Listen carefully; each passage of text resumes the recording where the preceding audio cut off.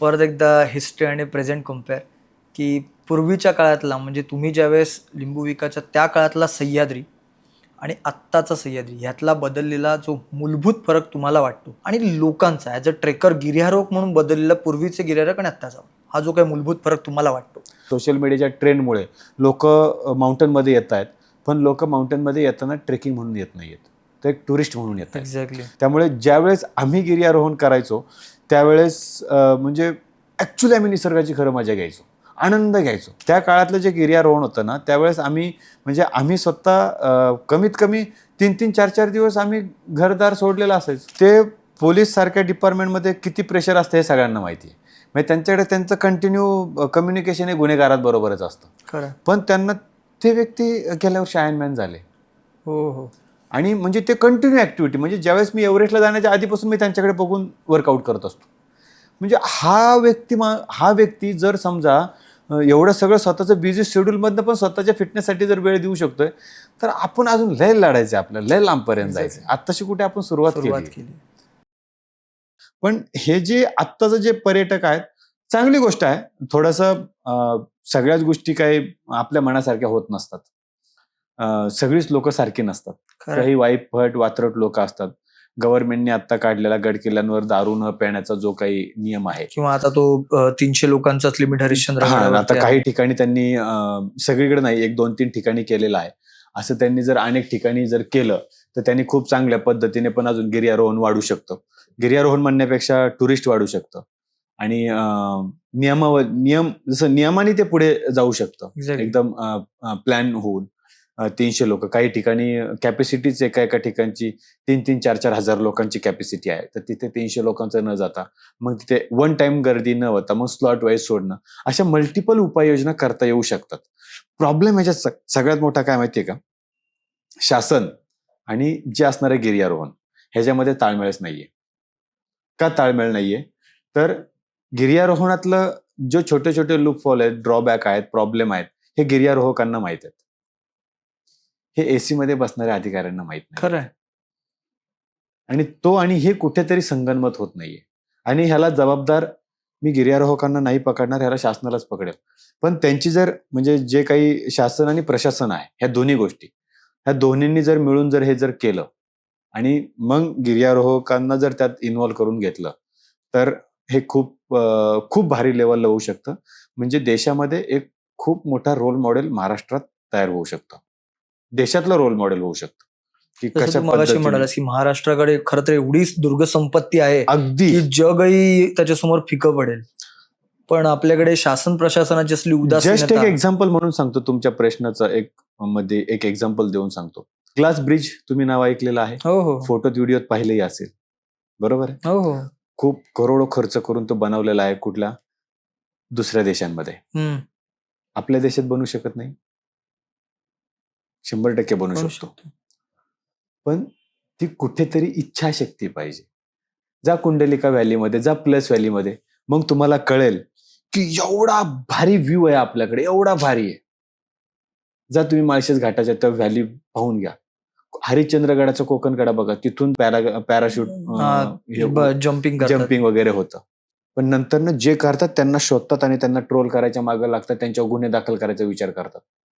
पण तेच जर लिगलाइज करून त्याला कशा पद्धतीने चालना देता येईल ह्याचा का विचार येत नाही. मग आपण असं म्हणायचं का हे सत्ताधाऱ्यांची विनाशकाली विपरीत बुद्धी कुठेतरी चाललेली आहे म्हणून? पण प्रॉब्लेम कदाचित आपल्याकडचे टुरिस्टच असतील तर. नाही, टुरिस्ट प्रॉब्लेम काय आहे मला सांगा, की आपला माणूस सिग्नल का तोडतो? आपण समजून घेतलं पाहिजे. पोलीस चौकात जर उभा असेल ना, तर 99% सिग्नल तोडण्याचे प्रमाण कमी होईल. पण पोलीस कुठे उभे राहतात? तुम्हाला आम्हाला सांगायची गरज नाही. खरंय. प्रॉब्लेम समजला पाहिजे आपण. टुरिस्टला नियमावली जर लावली आपण तर ते करतात. का नाही करत? पण ह्याला कुठेतरी नियमावली पाहिजे. तुम्ही आम्ही सांगून आपल्या शब्दाला व्हॅल्यू नाहीये. एक्झॅक्टली. त्याला जर नियमावली जर प्रॉपर जर आली, म्हणजे आता काय झालं की एमटीडीसी हातवर करून मोकळे होते, पोलीसवाले हातवर करून मोकळे होतात, फॉरेस्टवाले हातवर करून मोकळे होतात. आम्ही बघायचं कोणाकडे? म्हणजे चांगलं त्याचं स्वागत आहेच, पण लागलेला वेळ. ह्याच्यावर विचार करण्यासारखी गोष्ट आहे. जस्टिस डिलेडचं वाक्य मग आहे. उद्या आपण तेच म्हणतो की त्या देशामध्ये काचेचा ब्रिज आहे, आपल्याकडे नाहीये. आपली नियत पाहिजे. होऊ शकतं. निसर्गाने भरभरून दिलंय आपल्याला. आणि आणि प्रॉब्लेम येतो परत, गव्हर्नमेंटकडे फंड नाहीये. अरे माझ्या देशामध्ये, माझ्या राज्यामध्ये, माझ्या जिल्ह्यामध्ये, माझ्या तालुक्यामध्ये असे व्यावसायिक आहेत, की उद्योगपती आहेत, की ते पैसे लावायला तयार आहेत. हो. पैशाचा प्रॉब्लेम आहे ना तुमच्याकडे. डेव्हलपमेंटसाठी लावू शकतात ना पैसे. आज करोडोचा CSR पडू नये कितीतरी कंपन्यांकडे. हे आपण सांगायची गरज नाही. शासन त्यात खूप अग्रेसर आहे. अर्थात म्हणजे काय. पण शेवटी परत तोच मुद्दा येतो की नियत नाही. नियत पाहिजे, नीतिमत्ता पाहिजे आणि काहीतरी करण्याची इच्छाशक्ती पाहिजे. जर ती इच्छाशक्ती जर असेल ना तर ते होणार आहे. जर इच्छाशक्ती जर नसेल तर ते शक्य नाही. पण मग असं नाही का वाटत, एक शेवटाकडे माझ्याकडे खूप प्रश्न आहेत ऍक्च्युली, पण आपल्याकडे Yes, yes. वेळेचं बंधन आहे. एक तर की आपण ज्यावेळेस गड बघतो, जसं मग अशी म्हटलं की गिर्यारोहकांनी म्हणजे शासनाने असे निर्बंध नाही लावले पाहिजेत.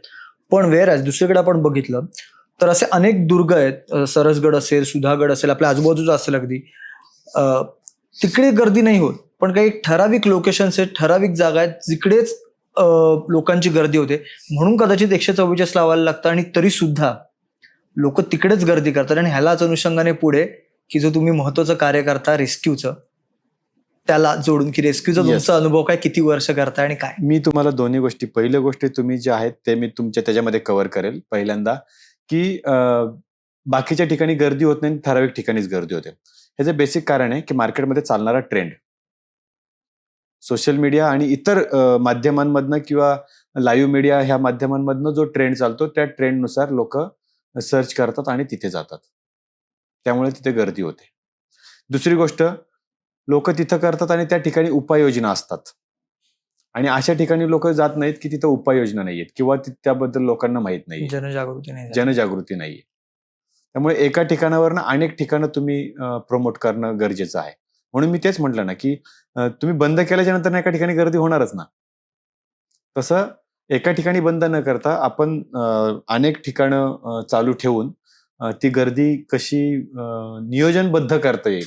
आता तुम्ही जसं म्हटलात की मागे काही काही ठिकाणी त्यांनी केलं की 300 लोकांच्या स्लॉट्सनुसार परमिशन देणार ते. मग त्याचबरोबर तुम्ही बाकीचे ठिकाणं पण प्रमोट करा ना. एक्झॅक्टली. ते ठिकाणं प्रमोट करा आणि मग स्वाभाविक आहे की जिथे 1000 लोक आलेले आहेत तर त्यांना 300 लोकांना परमिशन मिळणार. 700 लोक काय करणार, नाही हे फुल झालेली आहे. स्वाभाविक आहे की माणूस दुसरीकडे शोधणारच आहे. आणि मग तिथे पण तुम्ही उपाययोजना करा.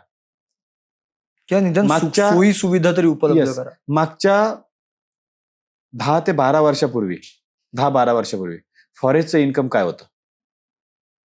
0. गव्हर्नमेंटकडनंच पैसे यायचे आणि ते काही ते चालायचं.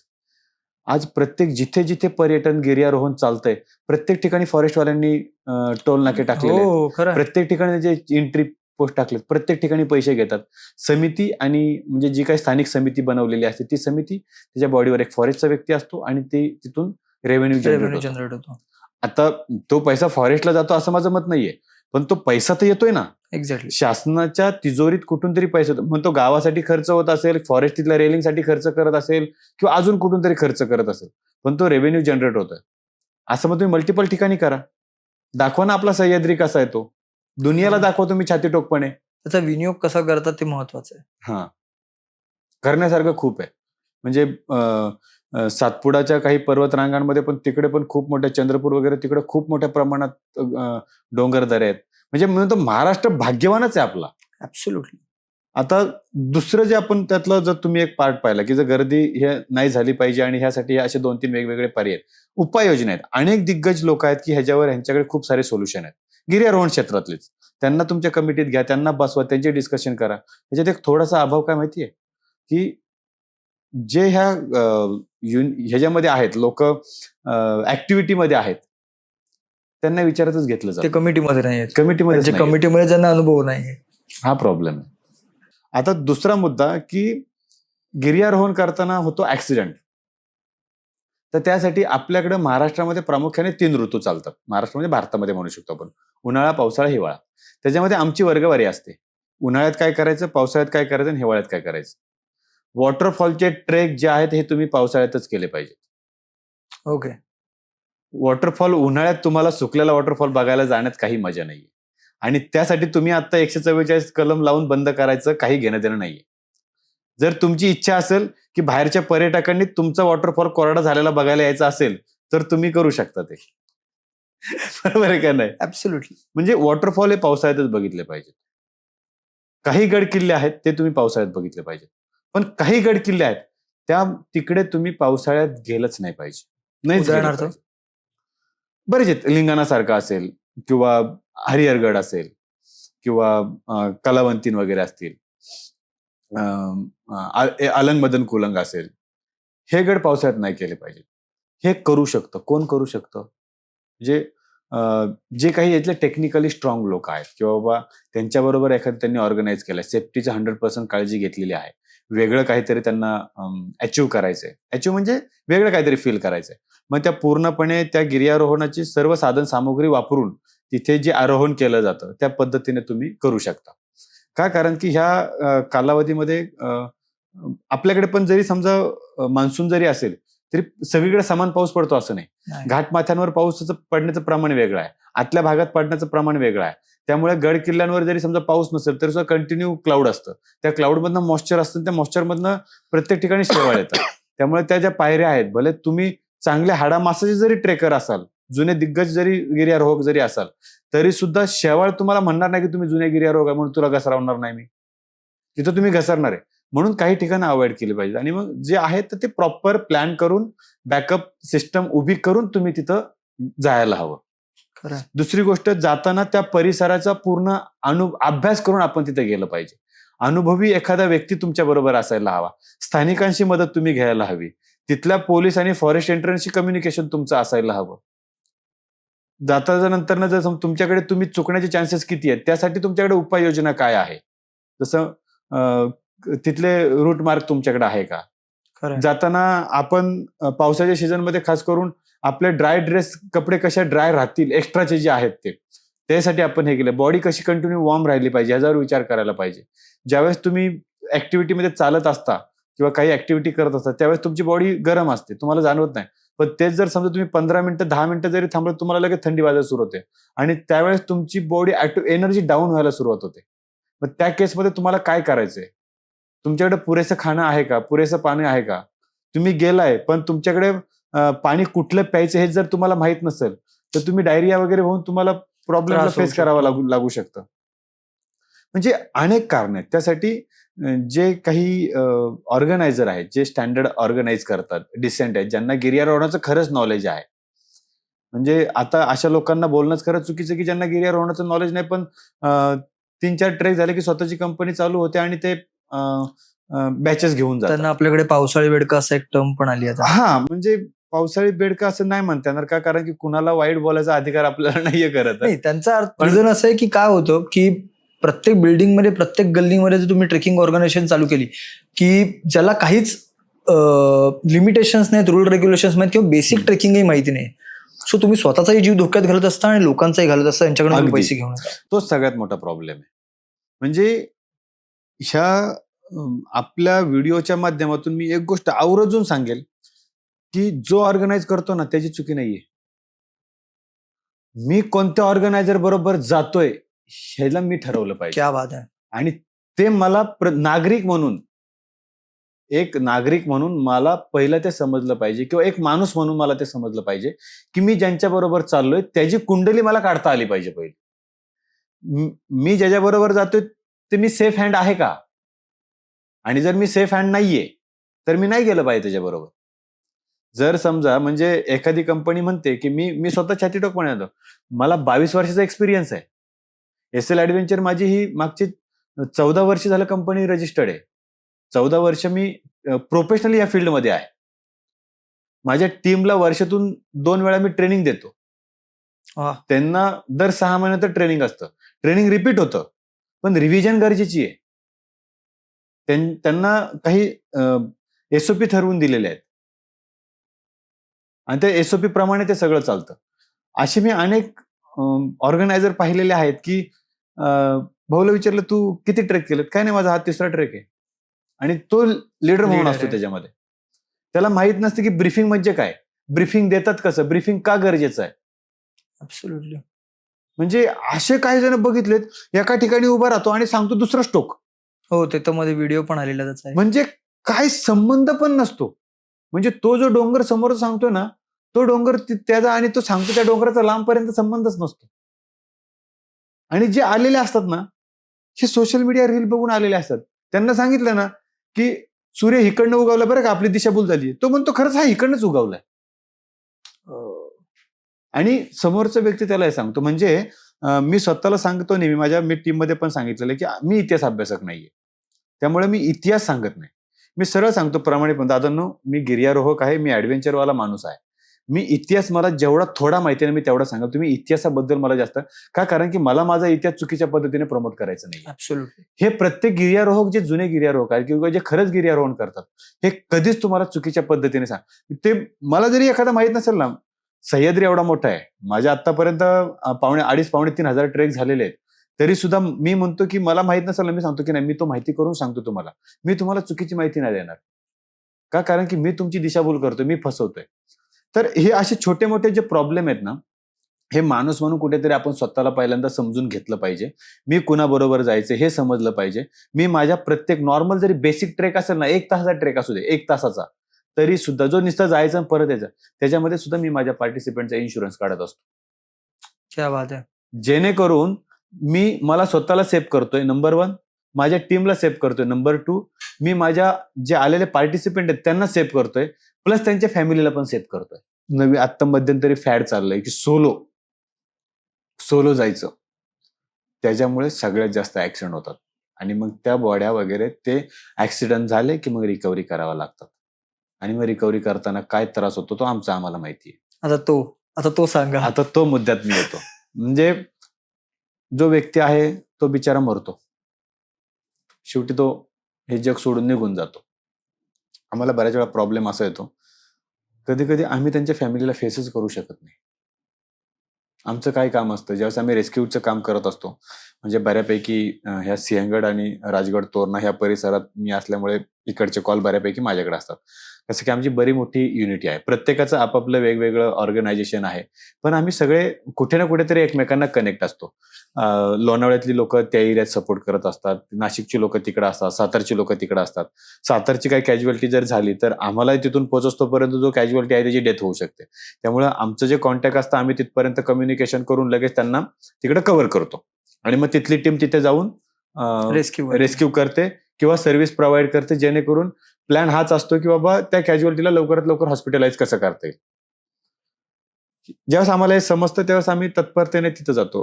आणि माझा हा मेन जो पार्ट आहे, हा पूर्णपणे आमचा सोशल असतो. म्हणजे इथून आम्हाला कसल्या प्रकारची अपेक्षा नसते. आम्हाला इथून एकच अपेक्षा असते की आम्हाला शासकीय यंत्रणेकडनं थोडासा पॉझिटिव्ह रिस्पॉन्स मिळावा. निदान कारण की शारीरिक सपोर्ट लागतो किंवा Yes. काही ना काहीतरी मॉरल सपोर्ट तरी गरजेचं आहे, येस, की कारण शासन की पाठीशी. आम्हाला काय होतं की शेवटी आम्ही एक थर्ड पार्टी आहे. ज्यावेळेस काही जरी झालं तरी हे पुढे पोस्टमॉर्टम, गव्हर्नमेंट त्याचं, आणि मग नंतर पोलीस पंचनामा केस, वगैरे, हो. पोलीस केसमध्ये आम्हाला तसा काही रोल येत नाही. पण बऱ्याच वेळा आम्हाला पोलिसांकडनं सुद्धा कधी कधी, सगळ्या ठिकाणी नाही बरं का, म्हणजे आमचे जर 50 रेस्क्यू झाले तर एखाद दुसऱ्या रेस्क्यूला आम्हाला तसा प्रॉब्लेम येतो.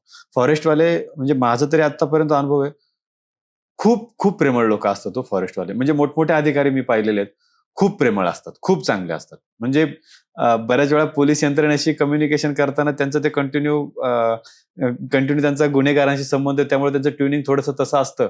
पण फॉरेस्टवाले लोक खूप प्रेमळ असतात. कधीच म्हणजे एवढ्या वर्षाचा जो अनुभव आहे ना, मोठमोठे अधिकारी बरं का, म्हणजे जे चांगल्या क्लास 1 Officer लेवलला level असतात असतात. असे अधिकारी खूप सपोर्टिव्ह असतात, खूप सपोर्टिव्ह. पण काही ठिकाणी येतो आम्हाला असा प्रॉब्लेम. तेवढी आमची त्यांच्याकडनं तेवढीच एक अपेक्षा असते. आणि दुसरा जो विषय आहे तो ज्यावेळेस रेस्क्यू करताना भयानक त्रास होत असतो. आम्ही आमचे इक्विपमेंट लावणं, काही तर बॉड्या आम्हाला स्वतःचा जीव धोक्यात घालून ती बॉडी रिकव्हर करायची असते किंवा तो कॅज्युअलिटीला रेस्क्यू करायचं असतं. त्यावेळेस खूप चॅलेंजेस असतात. आम्ही स्वतःला हे करत असतो इथे. कधी-कधी आम्हालाही असं वाटतं की माझी मायरन मिस्टेक झाली तर आमचा एखादा टीम मेंबर त्यात जाऊ शकतो. आजपर्यंत देवाच्या कृपेने असं नाही झालं. का? कारण की आम्ही बॅकअप प्लॅन घेऊनच काम करत असतो नेहमी. पण सांगता येत नाही, कारण की शेवटी काहीच तो हातात पार्टच मोठा चॅलेंजिंग आहे. आणि मग पाण्यात वाहून गेलेले रेस्क्यू असतील किंवा कड्यावरनं पडलेले असतील, वॉटरफॉलमध्ये पडलेले असतील, घसरून पडलेले असतील, अडकलेले असतात कुठेतरी अडकलेले असतात, सुसाईड केलेले बरेच जण. आता म्हणजे काल का पोराच कुठेतरी कोणतरी अडकलेलं रायगडला की राजगडला बहुतेक कुठेतरी. बऱ्याच ठिकाणी हे कंटिन्यू चालू असतं. कंटिन्यू. म्हणजे ह्याच्यात काय होतं, आणि ह्याच्यात तुम्ही डाटा काढा की हे कुणाबरोबर गेले होते. हे सगळे सोलो गेलेले असतात. का? कारण की ह्यांच्यावर अंकुश ठेवायलाच आणि ह्यांना काय ना कुणाच्या बंधनात राहायचं नसतं. आणि मग हे आपल्या सुंदर सह्याद्रीला कुठे ना कुठेतरी गालबोट लावतो. गालबोट लागलं जातं, डाग लागला जातो. सुदैवाने असं कधी घडलंय की एखादं रेस्क्यू केलंय आणि ती व्यक्ती वाचली? बऱ्याच वेळा झालेलं आहे. अरे क्या बात आहे. बऱ्याच वेळा झालेलं आहे. म्हणजे काही वेळेस तर असं होतं की अशा ठिकाणी कॅज्युअल्टी गेलेला आहे आणि तिथे तो मोडलाय आणि त्याला हालता येत नाहीये. मग तिथून त्याला बेशुद्ध आहे, तिथून आपण हे केलेलं आहे, रेस्क्यू करून त्याला हॉस्पिटलाइज होऊन तो वाचलेला आहे. बरेच जण. क्या बात आहे, क्या बात. म्हणजे ज्यावेळेस आत्ता मागच्या एवढ्या 3-4 वर्षामध्ये, मी म्हणतो 3-1 वर्षामध्ये स्थानिक पातळीवरची जी मुलं आहेत गावांमधली, जिथे समजा पर्यटन मोठ्या प्रमाणात चालतं, कुठलंही असू दे, जिथं गिर्यारोहणातलं पर्यटन मोठ्या प्रमाणात चालतं, तिथं गावातले स्थानिक बॉडी चांगली तयार झालेली आहेत. आणि त्या बॉडीतली तिथल्या गावातली जी लोक आहेत, जी लोकल, ते लवकर तिथं पोहोचतात. आणि मग तोपर्यंत आमच्यातलं कोणतरी एखादा टेक्निकल वेळ वाचतो त्याच्यामुळे. माणूस तिथे पोहोचतो, म्हणजे जे काही रेस्क्यू टीम मधले आहेत. मग रेस्क्यू टीमचं टीम, गावातली टीम, फॉरेस्टची टीम, डिपार्टमेंट. पोलिसांची टीम सगळी कंबाईन होते आणि मग ते रिकव्हरी लवकर केली जाते. आणि आम्हाला हेवी वेटवाला रेस्क्यू करणं लय चॅलेंजिंग होतं. आणि डेथ बॉडी काढणं थोडं सोपं असतं, जिवंत माणूस काढणं लय अवघड असतं.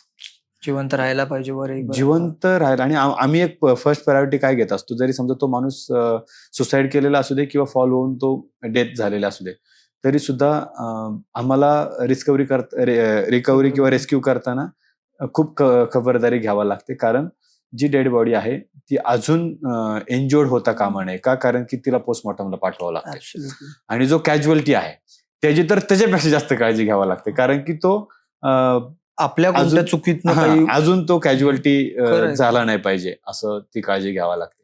म्हणजे खूप मोठा टास्क असतो आमच्यासाठी. पण आम्ही आपण समाजाचं काहीतरी देणं लागतो, ह्याच भावनेने आम्ही सगळे त्यात काम करत असतो.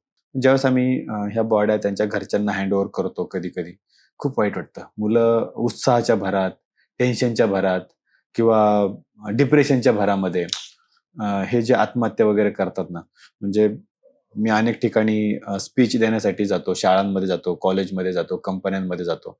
मी नेहमी सांगतो, तुम्हाला जर समजा या सगळ्या सिस्टममधनं, डिप्रेशनमधनं बाहेर निघायचंय, कामाच्या व्यापातून बाहेर निघायचंय, प्रेशरमधनं बाहेर निघायचंय, तर एक दिवस स्वतःसाठी तुम्ही गिर्यारोहण करा, निसर्गात या, फोन बंद करून ठेवा, घरच्यांना सांगा की मी थोडंसं रिलॅक्स होऊन येतो, आणि मग मला सांगा खरंच तुम्हाला रिलॅक्स वाटतंय का नाही. जी आपली खरी नाळ आपल्या मातीशी आहे. गरजेपेक्षा जास्त गरजा आपण वाढवून ठेवलेल्या आहेत, त्यामुळं गरजेपेक्षा जास्त आपण स्वतःला ट्रेस करून घेतो आणि मग आपण डिप्रेशनमध्ये जातो, आपण नेगेटिव्हिटीमध्ये जातो, आपण प्रेशरमध्ये जातो आणि मग ते पाऊल आपण आत्महत्येकडे उचलतो. मुलीचा मॅटर असेल, मुलाचा मॅटर असेल, मग मुलं मुली सुसाईड करतात. ह्यानी काय झालंय, दिवसेंदिवस माणूस मेंटली डिस्टर्ब होत चाललेला आहे, दिवसेंदिवस माणूस वीक होत चाललेला आहे. म्हणजे स्क्रीनिंग टायमिंग आहे, ह्यासाठी आपल्याला गिर्यारोहण गरजेचं आहे. आणि मग हे तुम्ही आत्महत्या केल्याच्या नंतर काय, तुम्ही जाता, तुमचा जीव संपतो, पण तुमच्या पाठीमागे लोक आहेत, भाऊ आहे, बहीण आहे, आई वडील आहेत, नातेवाईक आहेत, तुमची मित्रमंडळी आहेत. मग ते त्यांना समाजाला फेस करावं लागतं. खरंय. तुमचं काहीतरी अफेअर होतं किंवा काही प्रॉब्लेम होता, की तुम्ही कर्जबाजारी होता म्हणून तुम्ही आत्महत्या केल्या, पण उद्या तुम्ही गेल्याच्या नंतर ना तुमच्या घरच्यांना लोक सहज सोडतील अशातला भाग नाही ना. आणि संकटांपासून पळून जायचं नाही, हे गिर्यारोहण शिकवतं. क्या बात आहे. मागे वळून बघताना लहानपणचे आणि आत्ता, की जे ऑर्गनायझर पण आहेत, एक सामाजिक कार्यकर्ता म्हणून तुम्ही रेस्क्यू टीमसाठी सुद्धा काम करता, प्रत्येक टप्प्यावरती, म्हणजे आता गावात काम करताना म्हणून आत्ता जे गावकरी तुमचे सहकारी आहेत, की जे गाईड म्हणून लोकल व्हिलेजर्स काम करतात, ते ऑर्गनायझर म्हणून सामाजिक संस्था चालवणारे म्हणून, आणि ट्रेक शिकलात, अगदी गिर्यारोहण शिकलात, ती सगळी फेज तुम्ही अनुभवलेत. काय वाटतं तुम्हाला अख्ख्या प्रवासाकडे बघताना? गिर्यारोहण काय मॅटर केलं तुमच्या आयुष्यात? माझ्या गिर्यारोहणाचा माझा जो पार्ट आहे तो माझ्या आयुष्याचा एक श्वास आहे. म्हणजे जोपर्यंत श्वास आहे तोपर्यंत गिर्यारोहण आहे, असं एक एकंदरीत माझं आणि माझ्या गिर्यारोहणाचं माझं समीकरण आहे. मी गिर्यारोहणाला एक स्वर्ग म्हणून पाहतो नेहमी.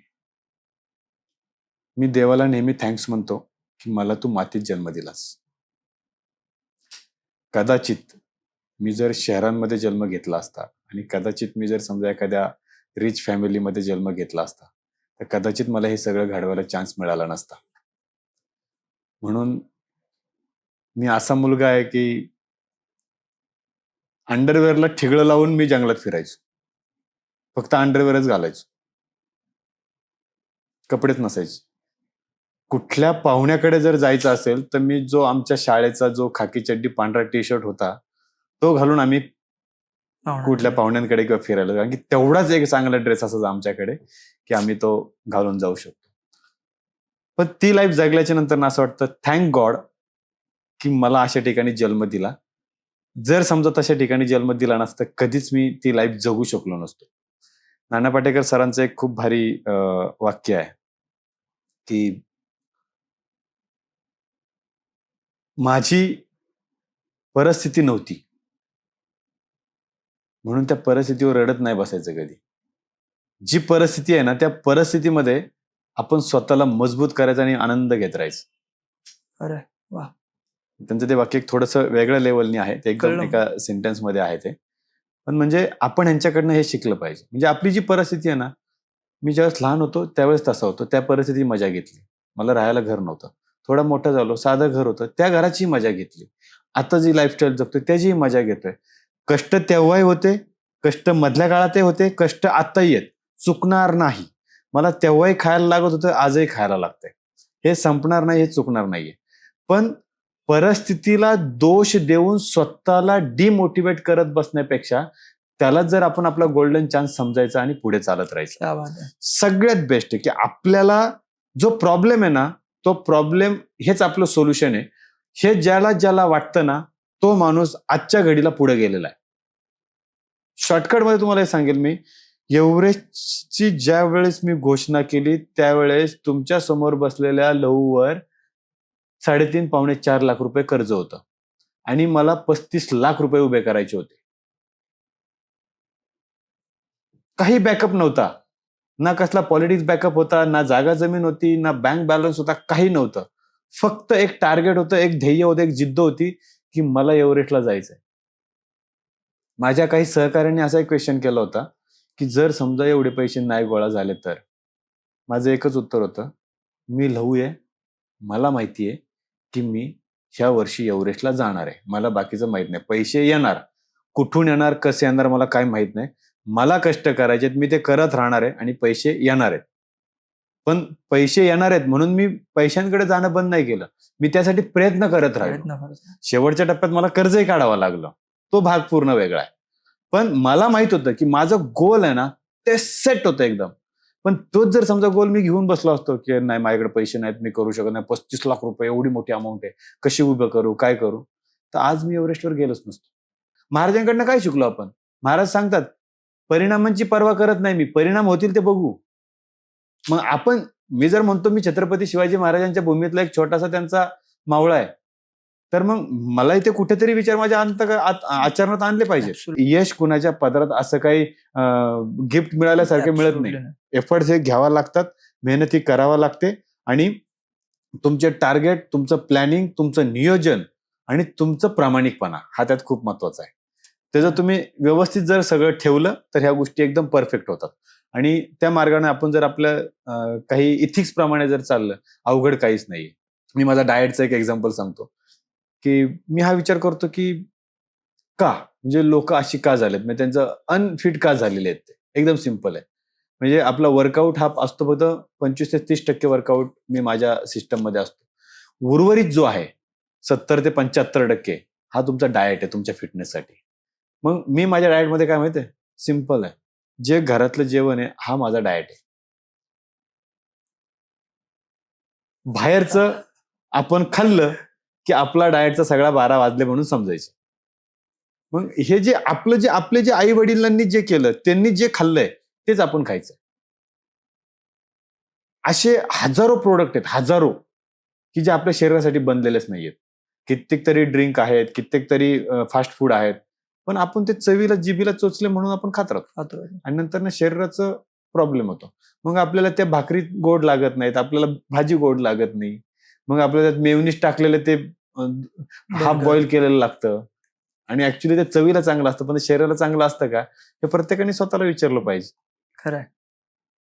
अशा अनेक गोष्टी आहेत आणि मग हे जे आपण हेल्दी फूड सोडून अनहेल्दी फूडकडे जातो आणि मग आपल्या शरीरावर त्याचे परिणाम होतात. सेम हे स्वतःपासूनच शिकायचे असतात छोट्या छोट्या गोष्टी. याच नोटवरती मला असं वाटतं की हे एव्हरेस्ट चढले किंवा सर्वप्रथम पहिल्याच अटेम्प्टमध्ये एव्हरेस्ट चढले म्हणून आज त्यांची मुलाखत नाही झाली. त्यांची मुलाखत यासाठी झाली कारण त्यांच्यावरती गिर्यारोहणाचे संस्कार झाले होते. आज ते कुठल्याही क्षेत्रामध्ये असते तरी त्यांची मुलाखती झालीच असती कारण ते जे संस्कार होते ते खूप महत्वाचे होते. आजच्या भागातून मी काय घेऊन चाललोय तर सह्याद्री ते एव्हरेस्ट हा जो काही टप्पा आहे, हा जो काही मैल आहे, तो फक्त आर्थिक किंवा भौगोलिक असा नाही तर तो संस्कारांचा आहे. ज्याने लहान वयात सह्याद्रीच्या कानाकोपऱ्यामध्ये म्हणजे सिंहगडावरच लिंबू सरबत विकलं की तिथून ते पहिल्याच अटेम्प्टमध्ये एव्हरेस्ट सर केला. ह्या प्रवासातून ज्या काही मी गोष्टी घेऊन चाललोय ती सगळ्यात महत्वाची गोष्ट म्हणजे गिर्यारोहण हे आपल्या आयुष्यात किती मूलभूत बदल घडवतो. आणि गिर्यारोहण हे फक्त ट्रेकिंग किंवा फन ऍक्टिव्हिटी नाहीये तर तो एक संस्कार आहे. जर तो खरंच मनापासून आपल्यावरती घडला किंवा आपण घडवून घेतला तर आपण आपल्या आयुष्यात सुद्धा कोणताही एव्हरेस्ट सर करू शकतो. धन्यवाद.